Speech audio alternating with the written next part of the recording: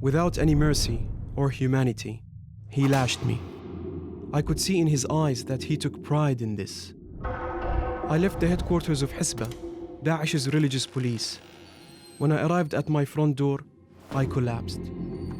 After hearing what had happened to me, my pregnant sister had gone into shock and begun bleeding heavily. We knew we had to get her to a gynecologist as quickly as possible. But when we arrived at the clinic, we found that it was shut. A man outside told me, "The doctor has been my neighbor for years, but Daesh men arrested him and shut down his clinic. They forbid male doctors from treating female patients." We had to travel to find a female gynecologist. My sister was told to go home and rest. Later in the day, I bumped into an old friend of mine. Looking nervous, he pulled me aside. "We've formed a secret campaign group against Daesh," he whispered. "We want the whole world to know what these murderers are doing to our city. You can play a part." On the way home, I met my friend Muhammad, who runs a shop. He pointed to a store across the road, owned by a man we'd known for many years.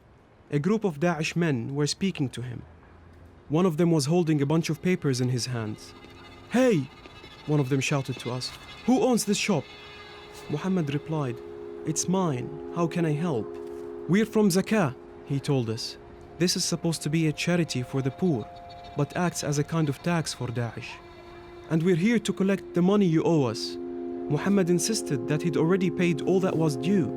"Shut up," the Daesh man bellowed back. "You must pay us 100,000 Syrian pounds." Muhammad gasped, "That's too much money." But he paid. The severed heads of others who've crossed Daesh are hung on park fences and lampposts as a brutal warning. That night, our home was rocked by explosions. I saw bombers high above. I switched on the TV to hear the news. The international coalition was launching its first airstrikes against Daesh. The next day, a local cab driver told me that many of Daesh's buildings had been hit. He warned me police are roaming the streets in big numbers, looking for spies who guided the planes. A crowd had gathered around the deep hole. Crouched inside it was a woman.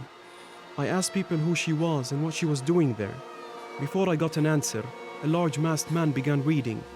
This woman was adulteress, and her punishment is to be stoned to death. His words were interrupted by the noise of warplanes overhead.